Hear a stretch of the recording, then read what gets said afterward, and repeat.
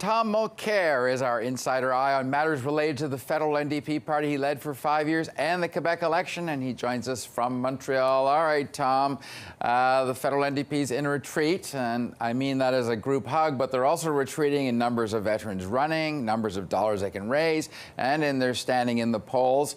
What do you think the challenges the MPs are facing to get? What do they need to get resolved, or at least what are they raising behind those closed doors of that caucus retreat? Is the leadership in doubt here? No question that Mr. Singh has his work cut out for him. I think that the first step is going to be for him to run in a by-election. There have been several. He's declined them all so far. He's indicated that he's willing to run in an eventual by-election that would come open in Burnaby South. But the tricky part, Don, as you know, is that, first of all, there's still a sitting MP there, an extraordinary MP named Kennedy Stewart, and he doesn't step down for another few days. And once he does, Mr. Trudeau has until mid-March. So he can wait till St. Patrick's Day to announce if there's going to be a by-election. So it's going to be a strategic decision by the Liberal leader, the current Prime Minister, Mr. Trudeau, as to whether or not he actually wants to hold that by-election. Beyond that, you're right, the fundraising numbers, I mean, this is all public information. The fundraising numbers are not great.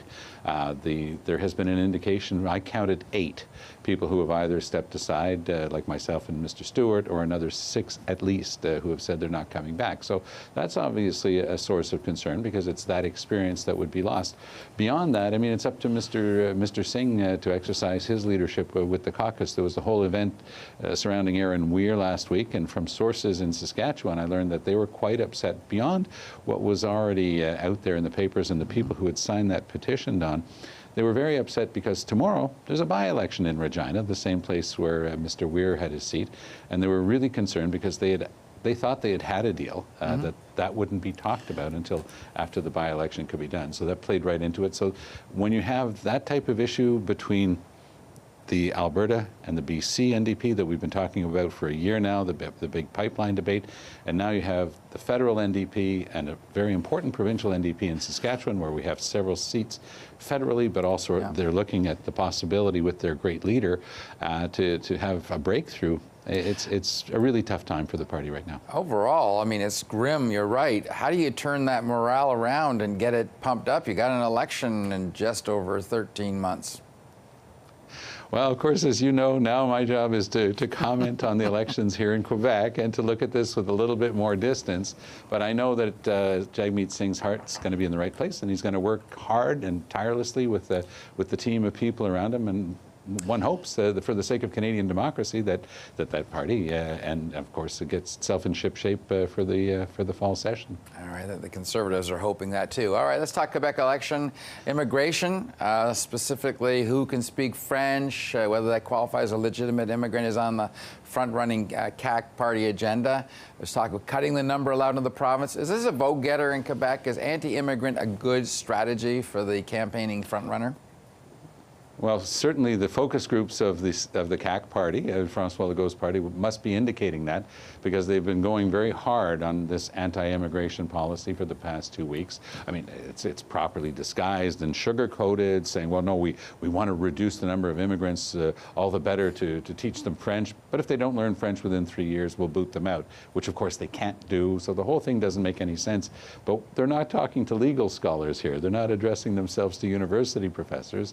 They're addressing themselves to their base across Quebec. And in my lifetime, I've seen this go in cycles, where some members of different cultural and ethnic and linguistic communities tend to get targeted. Unfortunately, Mr. Legault thinks that this is paying off for him. Today's poll shows him still in the lead, although there are several weeks left in the campaign. I have to share with you, Don, that I'm really bitterly disappointed to see this type of identity politics creeping back into the Quebec sphere. But I can tell you that it's full throttle between the CAQ and the old-time Parti Québécois under a fellow named Jean-François Lisée.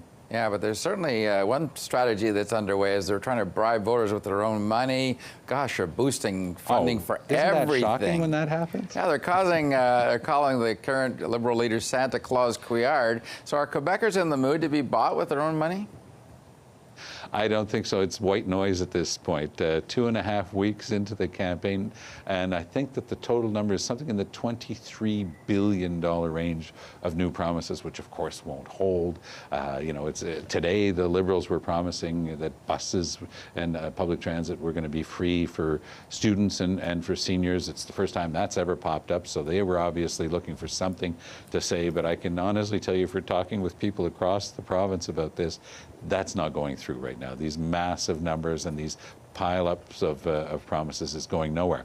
But there is one important thing that's taking place in this election campaign. It's a breakdown of what we've been held hostage to for the past 50 years. In other words, we've had this federalist camp in the Liberal Party that accommodated left-wing and right-wing on environment and on social issues and on the economy. And it was the same thing with the Parti Québécois. So you're a federalist or you were a separatist. You weren't supposed to look at the rest of it. This time we're going to a much more classic divide. The CAQ party is resolutely right-wing. We just talked about their anti-immigration stance, but it's the same thing on economy. They say they're going to save a whole bunch of money by firing a bunch of civil servants, or at least getting rid of their positions by attrition. But the same strategy that we've seen by other right-wing parties. Government's costing too much, we're going to whittle it down to size. Very quickly, because I'm out of time, but what the heck, I got to ask you this one. Quebec's used the notwithstanding clause more than all other provinces combined. Yes. What do you make of Doug Ford's move to use it on this court ruling? Legitimate or illegitimate? Illegitimate. And even if you can pick a bone, have a fight with the actual decision itself. Mr. Ford's argument is we're in a democracy, that he was elected and the judge was nominated. So far, so good. But we're in a parliamentary democracy. The Constitution decides who can do what. The law applies equally to everyone, and the Charter of Rights is part of the Constitution. The judge said you're removing people's charter rights and freedom of expression. You can't do that. If you don't like the decision, appeal it and take your time bringing back a new system.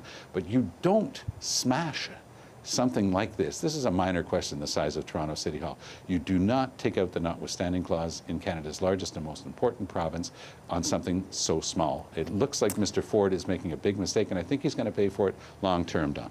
All right. Well, stay tuned on that one. Tom Mulcair, thanks for joining us again. We'll see you soon. All the best.